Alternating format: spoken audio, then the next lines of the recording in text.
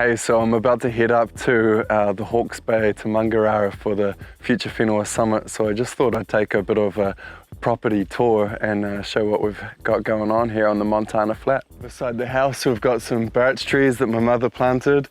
We've found actually that you can tap these for syrup, which is pretty cool, and so we've been doing that and yeah, getting birch syrup, which has been a bit of a treat in the pre-winter.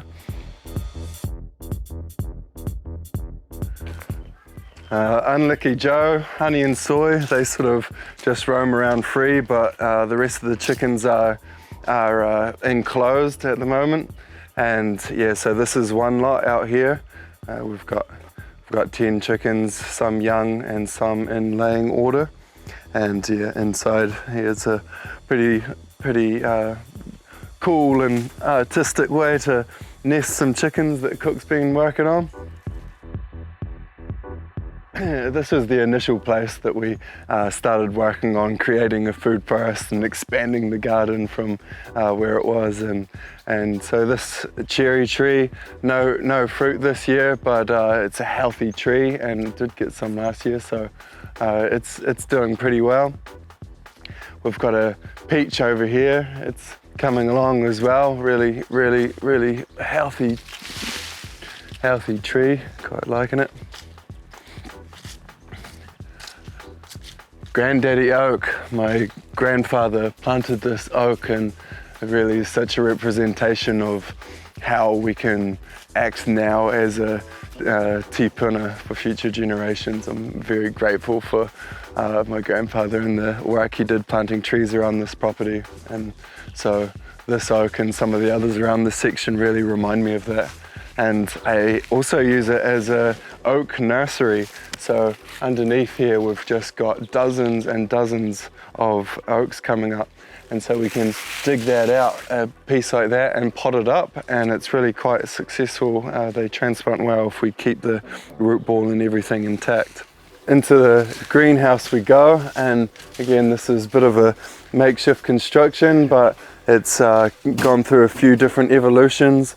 The centerpiece used to be really wild and had some black currants and brambleberries riding all through it, but that's sort of got this black mold, and we cut it all out and started afresh. And this is the workstation, just some bit of propagation in action here. This is actually a Quelea deck. One of my mates, a builder in Queenstown, was lifting this up and asked if I had any use for some Quelea, so we've put it to all sorts of use, including this propagation station.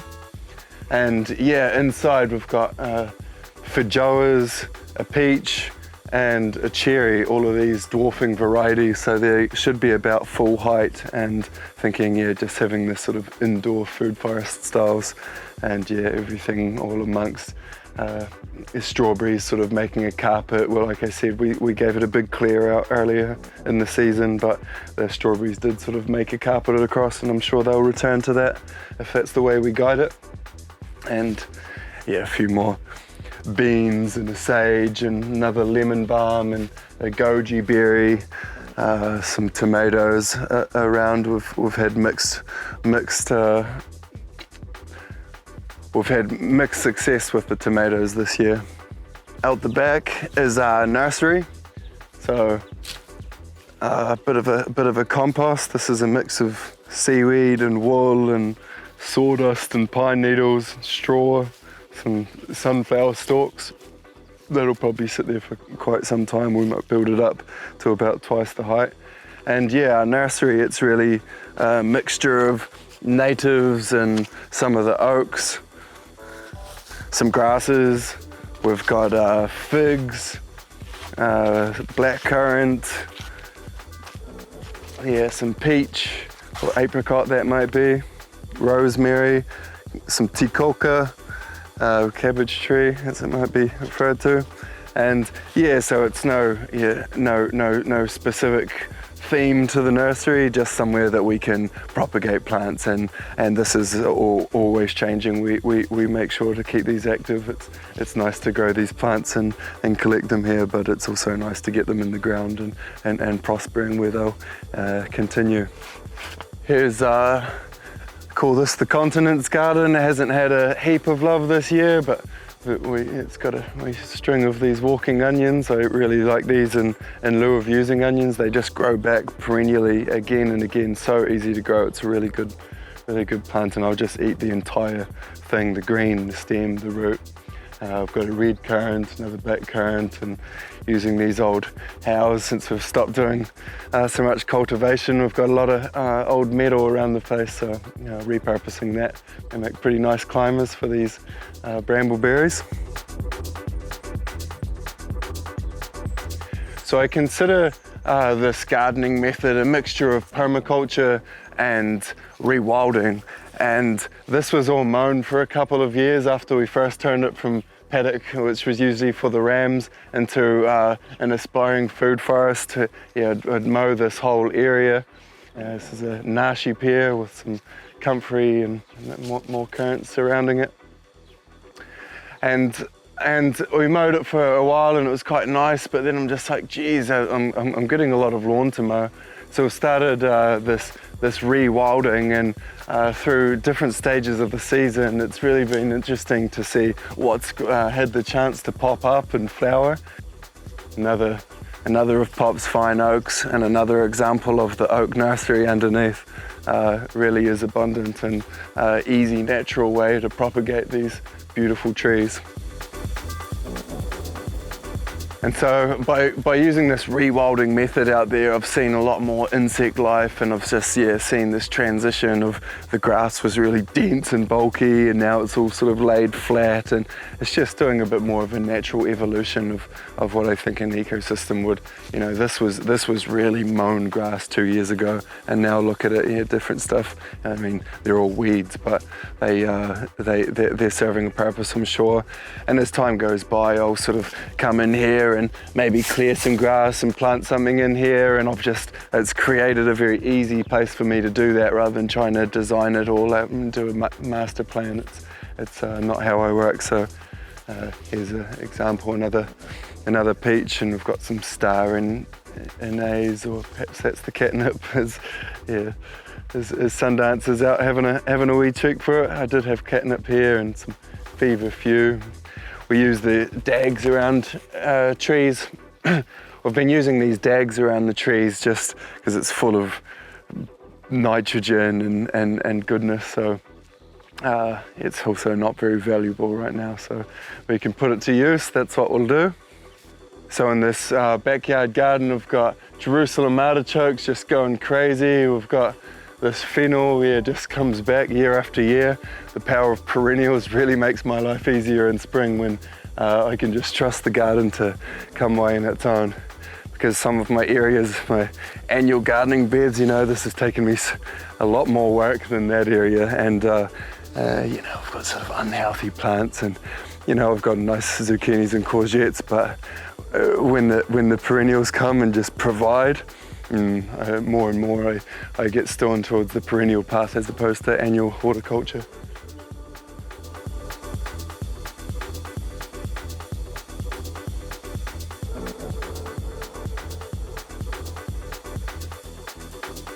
Okay, so we're heading down towards the front section of the garden. This is the first of many different varieties of potatoes that we've got around the place, and again, it's just so nice not to have to do any work and yet to be provided with an abundance of food, and the potato plots have really been doing that. And we've got a strip along here. It's a Polyculture Paddock strip. So this was a very diverse one. We used a mixture of all of our mixes, and it's just been great to utilize the polyculture method on our front lawn. So again, this was just a big area where I was having to mow, and now instead I come out and harvest a salad, and we've got all this coriander going to seed, we've got sunflowers, we've got nasturtiums and marigolds. It's really beautiful all around here. And get digging in different areas, we'll find some radish, we'll find some carrots. So it's been really nice. The Polyculture Paddock, usually we'll head down to the main Polyculture Paddock site on the farm, but really just using the method on the front lawn that's been super handy this year for ease of access.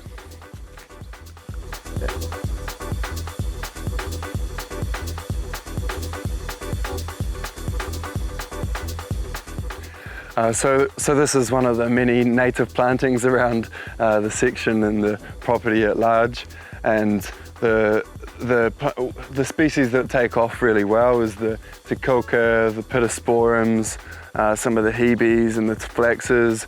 There's been some others in here that haven't been so successful, no longer alive, but there is a start, and we can interplant afterwards and improve our skills as native restoration guides.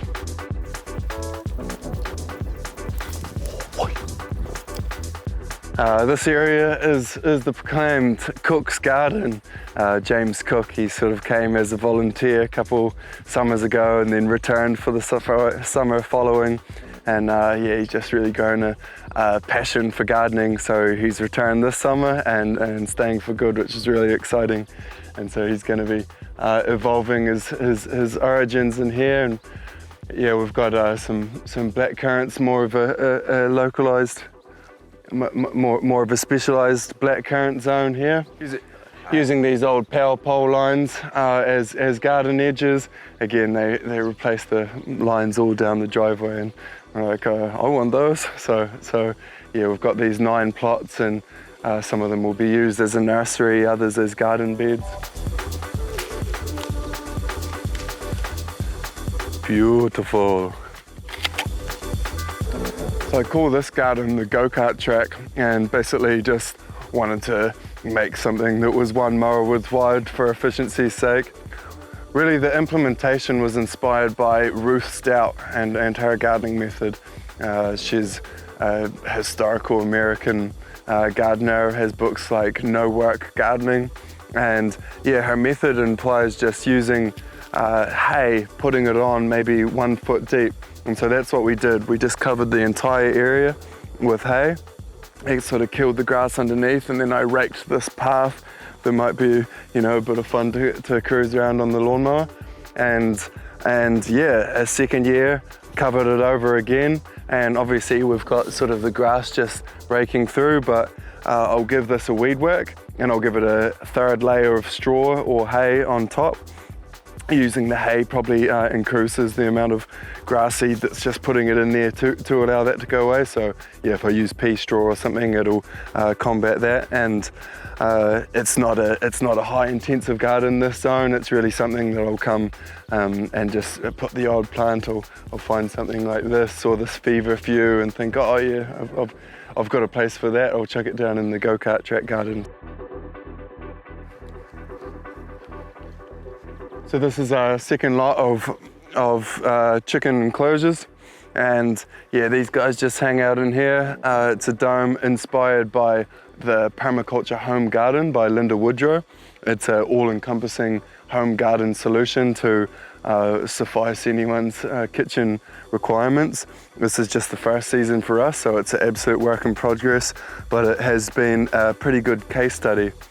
Unfortunately, we tried to just amend it a little bit, and they said to use PVC pipe, and we used this thin alkathene, and it looks like a bit of a squashed pav, but that doesn't change its functionality. And I'll just get in there and chuck in some compost or any food scraps we've got, and they'll rummage through the compost and spread it around, and it doesn't matter if I chuck it in a big pile, it ends up evenly spread across there. So between the chicken shed and all the nutrients that's going in with that compost, we're left with quite a fertile soil.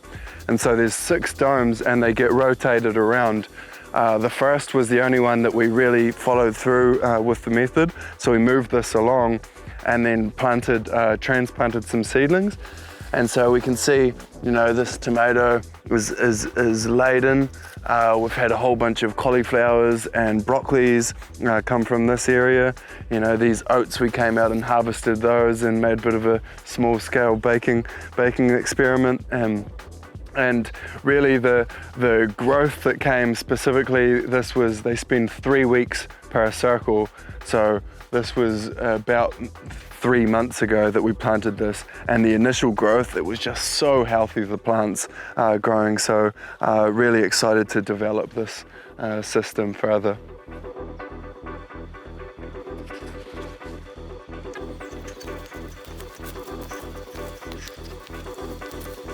My pond right now is completely covered in this weed, and so if anyone's watching this and a bit of a pond expert and knows what I can do to restore the health of this waterway, I really do love this body of water, but it's not looking so healthy right now this summer.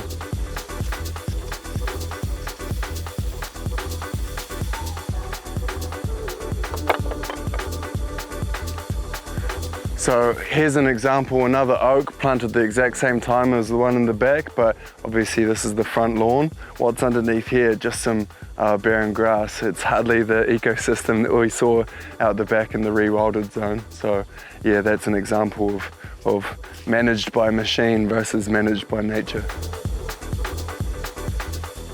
And that's a pretty full loop of the home section, so now we'll head out onto the farm.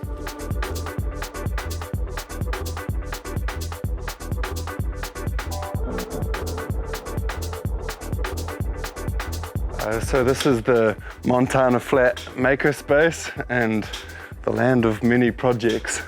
Yeah, we've been slowly developing this. Rob, our workshop organizer, keeps things in meticulous order, so it's always nice whenever we've got a project, can just come down and whip something up. We've got the resources to make that happen, which is a huge asset for the property. So here's a few projects we've just been working on and drawing up, and yeah, otherwise it's just a woodworking workshop in here. And we've got a bit of a selection of timber, some 4x4s, some 8x1.5s, some 2x4s, some 6x2s, and yeah, this is all come from wind-blown trees from the property. Phil and Ralph come down a couple of loose units from Lumsden. So we've got not one but 2 buses back there. One is ridden off, it's just a shell, and we're going to convert that just into a bit of a portable kitchen / sleeping unit. And the other does have a motor and a current COF, and that's a bit of a commission project that we're going to work on the conversion. The metal workshop, a few X projects, the my fireplace and an old brazier, both here for some reparations. This is a very new project, just off the phone call with Graham a couple of days ago, Graham Sate, and he said it takes him about 20 minutes to set up one of these fertilizer stations. So essentially we've got about 100 litres of EM, which was left over from effective microbes, that is, left over from our spring applications. We filled it up with water. We juiced about 10 litres of apple juice, way more than we could handle at the house, so came and chucked that in.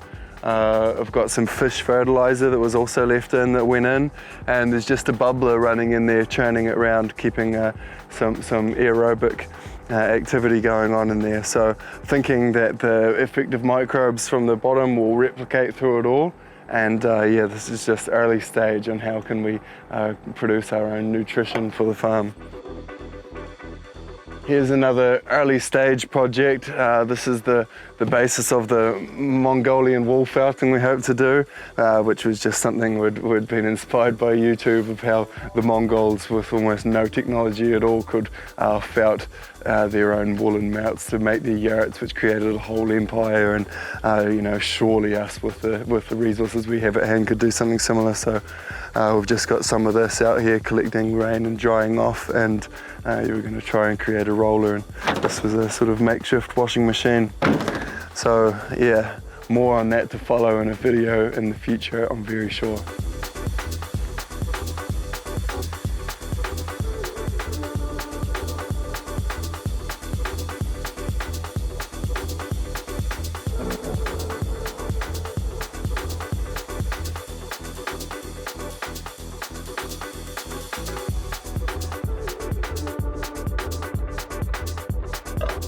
So the Polyculture Paddock, absolute joy to be out here.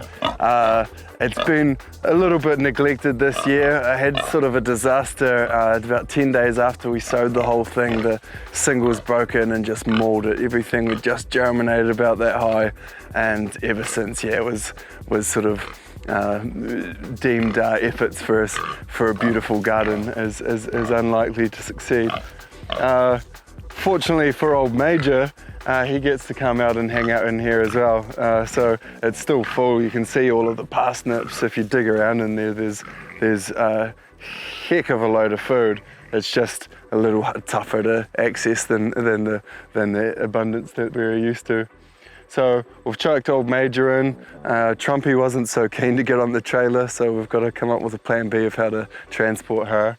And yeah, otherwise, we've still got an abundant biodiverse oasis out here. It's just a little more difficult the harvest this year than in previous ones. He's in a bit of a shitty. He had a pretty hard time.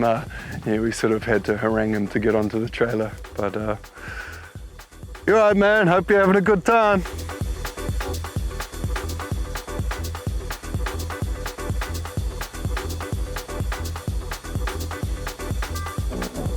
So this is our winter crop. We have 30 hectares of different mixes, but all with the same basic premise, sort of 8 to 12 species based on the swede and the turnip. That's what really gives us the feed value. Down here in Southland, we don't produce enough grass in winter to sustain the sheep, so we do need to reserve an extra feed source. And so, yeah, no longer are we going for the monoculture swede option, but in this one we've got kale, and there's some turnips underneath here. We've got vetch, sunflowers of course, and Phacelia, rye corn. And yeah, really the idea is just to increase diversity above ground, increase diversity below ground, give the sheep different things to graze on. I know that they enjoy it when they're in here. So we grade this off in blocks of 2 days each. They'll do 2-day shifts and rotate around the paddock. And yeah, we've got chicory and plantain. It's all going to seed, and it's just absolutely lush.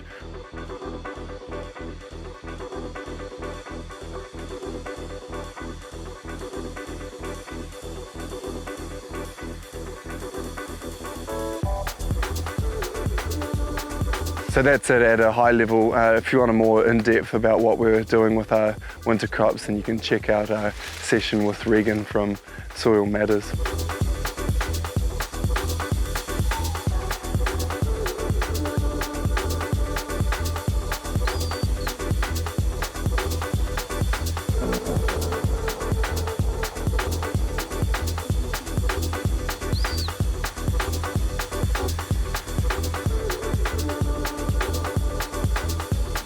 So we've just shifted some lambs onto our young grass, and I thought I'd give a bit of a show. So we've added just a whole repertoire of new species to our young grass mix. It's still based on white clover and ryegrass, and in a few years' time it's likely that it's mostly those two that will persist. But these herbs, the plantain and the chicory, just like really doing well in this new regime. A lot of them have gone to seed, and that will hopefully mean we've got a real bed of that plantain in there. The radish is still alive, you know, we might get another grazing or two with that in it. We've got chicory going to seed. And so it's just, again, incorporating this diversity. I know if I was a sheep, I'd rather be getting shifted onto this. There's a 30-year-old pine stand. You can see that there's quite a large spacing between the trees. It was a silver pasture regime influenced by father and pop, and yeah, so for decades after these were planted, we're still able to graze in amongst the trees. Right now we can see all around us it's very arid and no feed value amongst this area, but there are other areas that are still producing. So yeah, silver pasture program that's been pretty successful. just due to the age of the trees. They're sort of fallen over, and we get all the timber that we've used just from windblown trees. Due to the age of the trees, they are ready for harvest, but my brother and I designed a disc golf course, 18 holes in here, and we're really adamant not to let this place get cut down. Plus, it's just a really unique zone on the property. So it really kick-started some of agri-tourism ideas. Was how do we save the plantation from harvest? So we bought a whole bunch of paintball guns, and we've ran a few paintball sessions in here, and there's ever-evolving plans for the future. But basically, it's just a joy to be in here in a real different climate than the rest of the farm, which is so open and expansive. To be enclosed and in the woods, it's pretty nice. Keeping this place as clean as it is doesn't just come for nothing either. So I've done a lot of my research has been spent in here, podcasts in ears while chainsaw in hand. Yeah, we get to my favourite place in the whole world. Up to the right, we've got some sheep grazing in the Burning Horse campground. We've got that paddock barbecue earmarked for winter crop for next season. And we go to the festival grounds.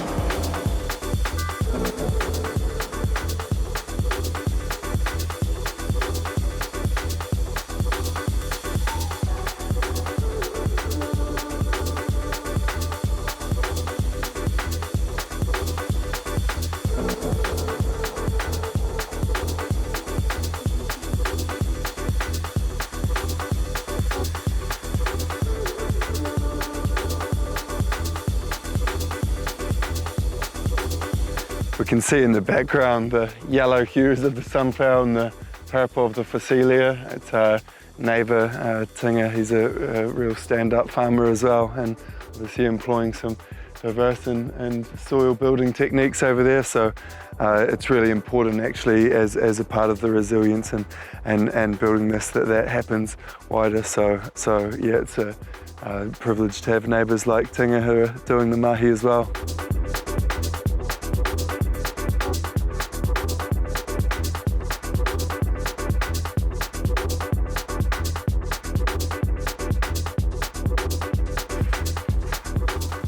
Yeah, it's an absolute joy to be down here by the Matolda River. Always a really sacred space to come and spend some time, especially this time of night.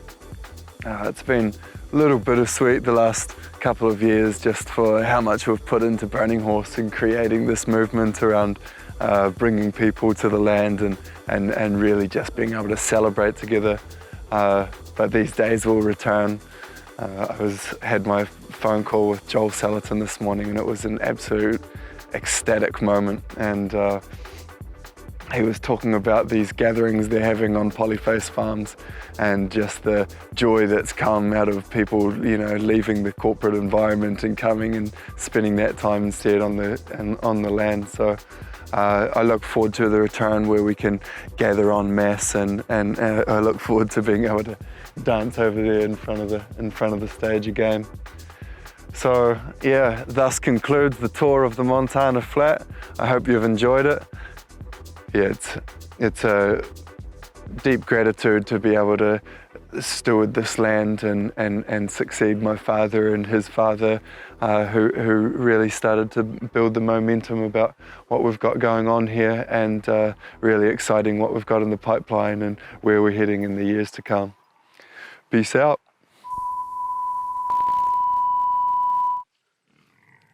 Oh, don't you get in a bad mood just because we bloody harassed you yesterday?